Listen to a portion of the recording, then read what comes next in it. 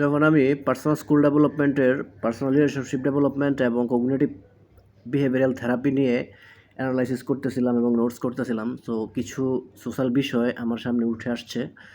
তো সেই বিষয়গুলো আসলে আমি ডিপ অ্যানালিসিস করে যা পাইছি, আমি আপনার সাথে তার আংশিক কিছু পার্ট শেয়ার করি যেটা আপনাদের কাজে লাগবে। তো ব্যাপারটা হচ্ছে যে সবসময় আমি ছেলেদেরকে নিয়ে কথা বলি, তো আজকে আমি মেয়েদেরকে টপিকের কেন্দ্রবিন্দু করে কিছু কথা বলবো যে মেয়েরা কেন অ্যাকচুয়ালি ডিপ্রেশনে যায় এবং কেন তারা লাইফে অনেক ভুল সিদ্ধান্ত নেয় এবং অনেক সময় তারা সেলফিশ ভাইপারগেমাস হয়ে যায়। সেখানে যে ব্যাপারটা ইভলিউশনারি যে ব্যাপারটা আছে সেটা হচ্ছে যে সৃষ্টির শুরু থেকে কিন্তু একটা নারী একটা ভালো পুরুষ ডিজার্ভ করে, একটা ভালো শিকারী প্রোটেক্টর যে তাকে খাওয়াবে, তার বাচ্চাদেরকে পালন করতে পারবে, তার ভালো মানে বাচ্চা তৈরি করতে পারবে। এই ধরনের যে পুরুষগুলো আছে এই পুরুষগুলোকে প্রত্যেকটা অ্যানিম্যালের মধ্যেই কিন্তু নারীরা এই ধরনের একটা ফার্স্ট ক্লাস পুরুষ আশা করে। এই জন্য তাদের যে মাইন্ডসেট সেটা হাইপারগেমাস, তারা বেটার কিছু এই জন্যই খুঁজে। এখন যাই হোক, গার্লস মানে ওমেন যারা তারা কিন্তু একটা ডায়মন্ডের মতো। আমরা এখানে মেটাফোর দিয়ে কল্পনা করি যে গার্লস হচ্ছে ডায়মন্ডের মতো।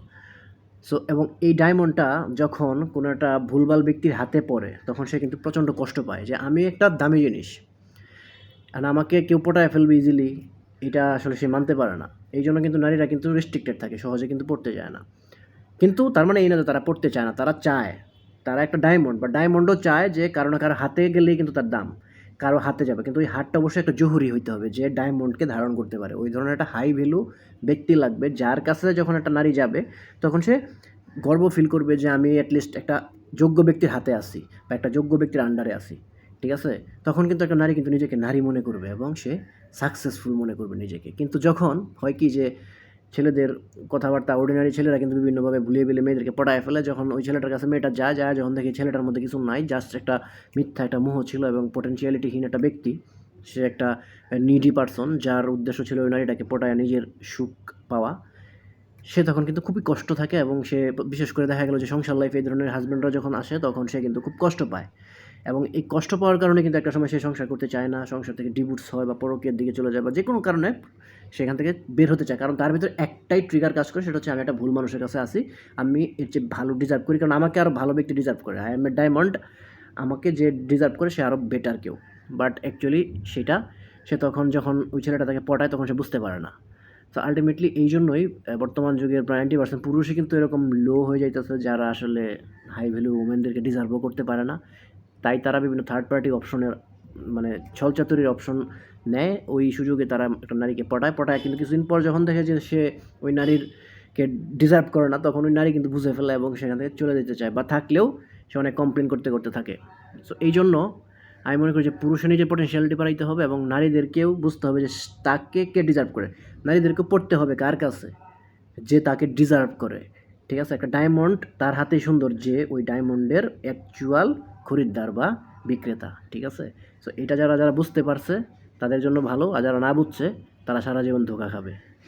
আর একটা কথা হচ্ছে, তার মানে এই না যে প্রত্যেকটা পুরুষই পৃথিবীতে পারফেক্ট এবং সুপারম্যান। ঠিক আছে? সবার মধ্যেই কমি আছে, ভুল ত্রুটি আছে, ভালো মন্দ মিলিয়ে এই মানুষ। সো একটা নারী যদি এটা মনে করে যে আমি একদম পৃথিবীর সবচেয়ে সেরা ব্যক্তি পেয়ে যাবো, এটাও সম্ভব না। সে নিজেও সেরা না, এটাও সে নিজে জানে, তারও অনেক ভুল ত্রুটি আছে, অনেক প্রবলেম আছে। সেরকম একটা পুরুষের মধ্যেও অনেক কিছু কমি থাকবে, এটা নর্মাল, দ্যাটস দ্য চিরাচরিত ইউনিভার্সাল ট্রুথ। এখন এটাকেও মানতে হবে, সেটা মেনে তার সাথে যা এরকম ব্যালেন্স করে একটা মানুষের সাথে কিন্তু তার সম্পর্ক তৈরি করতে হবে এবং যাতে সে অ্যাটলিস্ট ফিল করে যে না আমি একটা আন্ডারস্ট্যান্ডিং লেভেলের মানুষের সাথে আছে, যে আমাকে বুঝতে পারে এবং আমার জায়গাটা আমাকে চিনাইতে পারতেছে। ঠিক আছে? এবং এইটাই হচ্ছে তার সার্থকতা। সো অনেকে আবার মনে করতে পারে যে যত বেটার পাবো আমি তত তার কাছে যাব। বিষয়টা এক্স্যাক্টলি তা না, কারণ বেটারের কোনো শেষ নেই। এটা একটা চক্রের মতো, আজীবন আপনি বেটার পেতেই থাকবেন। উড়ছে বেটার, উড়ছে বেটার, উড়ছে বেটার, উড়ছে বেটার, আবার উড়ছে একদিক দিয়ে এ বেটার, এর চেয়ে একদিক দিয়ে আর এ বেটার। তো এখানে একটা ম্যাথমেটিক্যাল ইরর আছে। সো প্রত্যেকটা ব্যক্তি ইউনিক।